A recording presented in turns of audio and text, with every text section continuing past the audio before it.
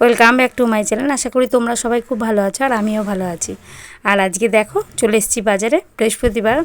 এখন থেকে ব্লগটা শুরু করলাম। দাদা 700 দিয়ে দেবো।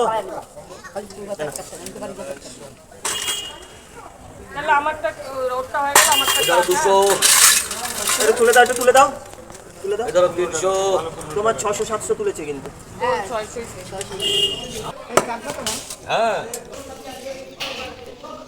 টমেটো আছে। ওটা আম কত? আম 220 টাকা। 100 দেন, একটা দেন আর কি।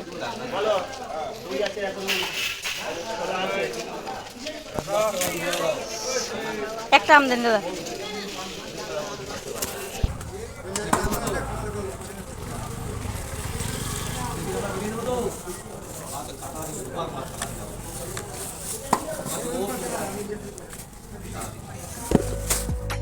আর বাজার থেকে চলে এসেছি, ভাত বসিয়ে রেখে গেছিলাম।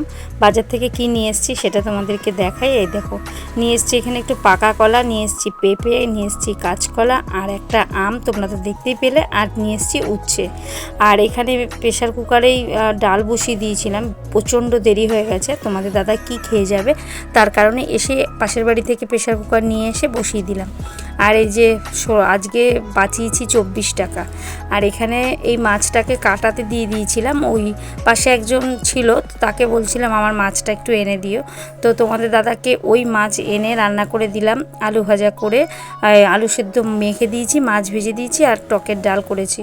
আর এখানে গাঠি কচুর তরকারি বানানো হয়েছে। আর এখানে মাছের ঝোল, আর ছেলেকে টিফিনে দেবো ভাত ভাজা। তো অত্যাধিক ব্যস্ততার সাথেই ভিডিওগুলো শেয়ার করা হয়, তোমরা নিশ্চয়ই বুঝতেই পারো। আর আজকে স্কুল আছে, স্কুল থাকা মানে তো আরও ব্যস্ততা বেশিই থাকে। তো সকাল থেকে রাত পর্যন্ত 7 ঘন্টা বাইরে কাজ করার পরেও সংসারে সন্তানের, শাশুড়ির, সবার স্কুলের টিফিন তৈরি করা, সেটা আমি কিভাবে করি সেটাই তোমাদেরকে দেখাবো। আর সেটা শেয়ার করছি কেন বলছি, 7 ঘন্টা কাজ করি। 7 ঘন্টা যে রোজ দিন হয় সেটা আমি বলবো না। যেদিন আমাদের কারখানায় মাল যায়, তো সেদিনের আগের দিন আমাদের একটু পরিশ্রম বা চাপ থাকে বেশি। তো সে কারণে তখন কাজটা বেশিই আমাকে করতে হয়। সকালবেলা যখন আমি 10:30 11টা এর মধ্যে চলে যাই, তো 1টার মধ্যে চলে আসি বাড়িতে। আবার আমি বিকেলে ধরো 4টে, কোনো সময় 4:30 এরকম টাইমে চলে যাই। আসি আমি 7টার সময় চা করে দিই, টিফিন করার থাকলে সেগুলো করে দিই। তারপরে আমি আবারও যাই, তারপরে হয়তো কোনো সময় 8টা বেজে যায়, কোনো সময় 8:30, কোনো সময় 9টা। এরকম করে হিসাব করে দেখতে পারলে তোমরা দেখতে পাবে যে প্রায় 7 থেকে 8 ঘন্টা আমি বাইরে কাজ করছি। তো 7 থেকে 8 ঘন্টা কারখানায় কাজ করার পরেও সংসারে কিন্তু কারো কোনো ত্রুটি নেই। কেউ বলতে পারবে না আমাকে সংসারে হাজব্যান্ড কি, শাশুড়ি মা কি, সন্তান কি, যে আমাদের কোনো দায়িত্ব আমার মা ঠিকঠাকভাবে পালন করে না। আর ভাত ভাজা ছেলেকে আজকে টিফিনে করে দিয়েছি, রুটি করেছি, কিন্তু রুটি একঘেয়ে রোজ দিন ভালো লাগে না। আর এটাকে একটু ঠান্ডা করতে দিয়েছিলাম। আর ছেলে ভীষণ বায়না করছিল, দেখতেই পেয়েছো, ও মাছ খেতে চায় না। আর এখন যদি ও মাছটাকে না খাইয়ে দিই, ও কখন খাবে? ও স্কুল থেকে আসার পরে যেহেতু ভাত দিয়ে দিচ্ছি, ও আর এসে খেতে কিছু চাইবে না। আর আলু সেদ্ধ মাখাও ভীষণ পছন্দ করে, তাই ভাত ভাজা দেওয়ার সাথে সাথে একটু আলু সেদ্ধ মাখাও ওকে দিয়ে দিলাম। ওর টিফিনটাকে গুছিয়ে নিচ্ছে। আর আমি রাগ করেছিলাম, কথা বলছিলাম না জানো তো ওর সাথে। ও ভীষণ বায়না করছিল খাওয়া নিয়ে, খেতে চাইছিল না, মাছ খাবে না। তো না খেলে কি করে হবে বলো? আর আমি ওকে জোর করে খাই দিই। মাছে একটা প্রোটিন থাকে, ওদের তো সেগুলো প্রয়োজন না। আমাদের সব ঘরে কিন্তু হাইফাইভাবে অনেক কিছু খাওয়া দাওয়া হয় না, যে রোজ দিন ফল খাওয়া হয় বা কোনো কিছু, সেটা কিন্তু আমাদের রেগুলারিটি মেনটেন করতে পারি না আমরা। তো যেটুকু খাই ঘরে সেটুকু তো খেতে হবে। সবজি মাছ এগুলো না হলে তাহলে তো শরীরের ঘাটতি থেকে যাবে না। তো এখানে দেখো গাঠি কচুর তরকারিটা বসিয়ে দিয়েছি, এদিক দিয়ে রুটির আটা মেখে নিয়েছি। তখনই তোমরা দেখতে পেলে। আগে ছেলেকে তৈরি করে নিলাম, প্রথমে তোমাদের দাদা চলে গেল, তারপরে ছেলে, এখন শাশুড়ি মায়ের। তো মায়ের রুটি এখন বানিয়ে নেবো, তারপরে ততক্ষণে গাঠি তরকারিটা হয়ে যাবে। গ্যাসের ফ্লেমটা কমিয়ে দিয়েছি, যাতে করে তরকারিটা সুন্দরভাবে সেদ্ধ হয়ে যায়।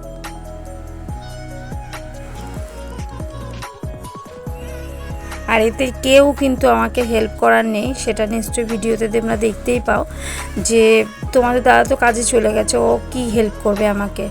আর ছেলে যতটুকু পারে করে দেয়, আর বাদবাকিটা আমি একাই করি।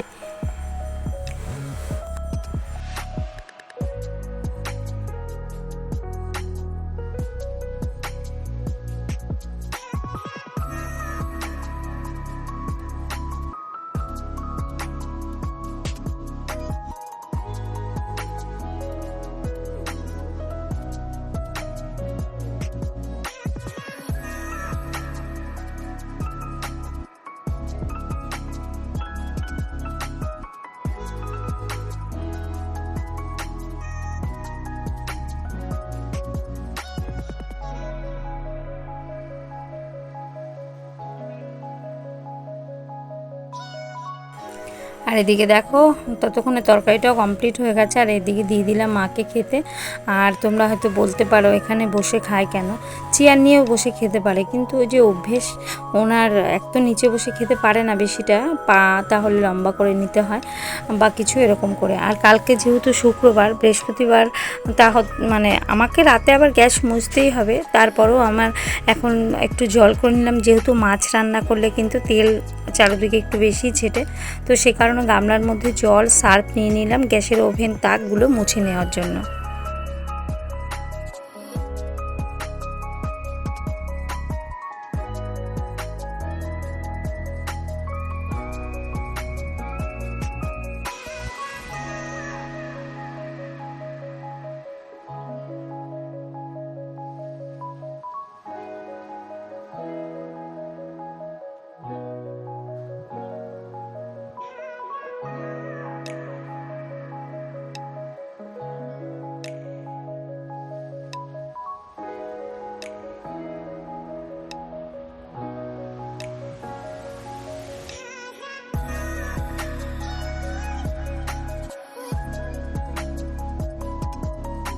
আর রান্নার পরে যে বাসনগুলো থাকে সেগুলো আমি মেজে কমপ্লিট করে নিয়েছি, তো সেগুলো রেখে দিয়ে গেলাম। এখন আমার গোছানোর আর সময় নেই, চলে যাব কাজে। তো কাজে যাওয়ার জন্য আর ঠিকমতো তোমরা নিশ্চয়ই চুলের নিচটা দেখে বুঝতে পারছো, কমপ্লিটলি চুলটা এখন মানে আমার চিরুন দেওয়ার মতো সময় এখন নেই, তাই ওপর দিয়ে একটু চিরুনটা দিয়ে দিলাম। আর তারপরে যাব কাজে। আর রাতে চিরুনটা ভালো মতো দিয়ে পুরো চুলটাকে ভালো করে আঁচড়েই শুই, কিন্তু এখন সময় নেই, তো এখন কাজে যাচ্ছি।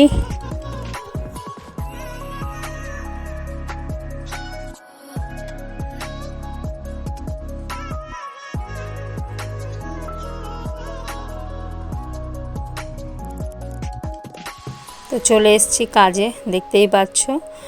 তো কাজটা পড়লামই, প্রচণ্ড প্রেশার আছে। আর কারখানায় কাজ করা মানে কেউ না কেউ কিছু না কিছু বলছে, সেখানে একটা হাসি মজা সব কিছুই থাকে। যেমন খারাপ কিছু থাকে তেমন ভালো কিছুও থাকে, তো সেখানে কিছু শেখারও থাকে, আবার কিছু খারাপও হতে পারে। খারাপ কিছুও শেখা যায়, ভালো কিছুও শেখা যায়। তো কোনো জায়গাটাই খারাপ কিছু না, তুমি কোনটা নিচ্ছ সেটা তোমার উপরেই সমস্ত কিছু ডিপেন্ড করবে। আর বৃহস্পতিবার মানে আমাকে এক্সট্রা কিছু কাজ করতে হয়, মানে বিছানার চাদরটাকে চেঞ্জ করব। তো কাজ থেকে চলে এসেছি 1টা বাজে এখন, আর আমার ইউনিফর্মটা চেঞ্জ করার এখন সময় নেই, কলে জল চলে যাবে, তাই আগে আমি এখন চাদরটাকে একটু চেঞ্জ করে নিই।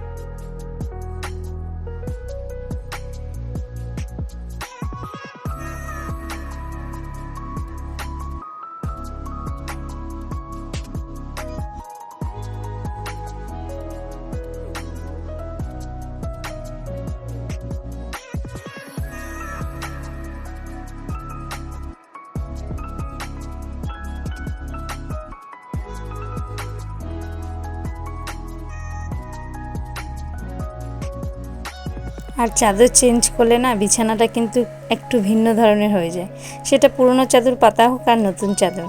চাদরটাকে যখন চেঞ্জ করা হয় সেই একদিন দুদিন ভীষণ ভালো লাগে। আর বাসনগুলো তো মেজে রেখে চলে গেছিলাম, সেই বাসনগুলো জলগুলোও ঝরে গেছে। এখন আমি বাসনগুলো গুছিয়ে নিচ্ছি।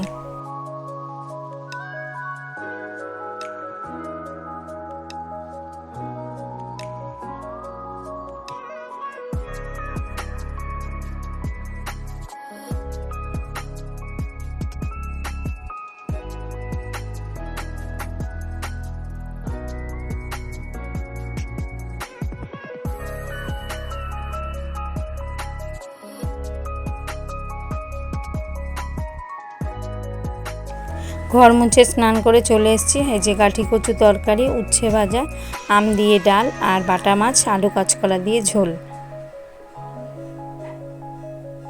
তো খাওয়া দাওয়া করে কাজে চলে গেছিলাম। কাজ থেকে এসে টিফিন বানিয়েছি, তো সেগুলো তোমাদের সাথে শেয়ার করা হয়নি। রাতে যে বাসনগুলো থাকে, আর কালকে যেহেতু শুক্রবার তাই যতটা পারছি ততটা মেজে ধুয়ে রাখছি। ঝুড়ি এক্সট্রা যেগুলো থাকে খাবার ঢেকে রাখার জন্য, তাওয়া, বাবুর টিফিন বাটি যেটা স্কুল থেকে আসার পরে রেখেছিল, তোমাদের দাদা খেয়েছিল, তো সব বাসনগুলোই এখন ধুয়ে রাখবো। আর আজকের ভিডিও কিন্তু এখানেই শেষ করব। তোমাদের ভিডিওর যদি কোনো অংশ ভালো লেগে থাকে তো প্লিজ আমার এই ছোট্ট পরিবারের পাশে থাকা তোমাদের অনুরোধ জানাচ্ছি। আর ভিডিওর কোনো অংশ যদি ভালো লেগে থাকে একটা লাইক আর কমেন্ট তোমাদের কাছে আশা রাখছি। তো আবারও তোমাদের সাথে দেখা হবে নেক্সট কোনো ভিডিওতে। আজকের মতো টাটা, সবাই সুস্থ থেকো, ভালো থেকো।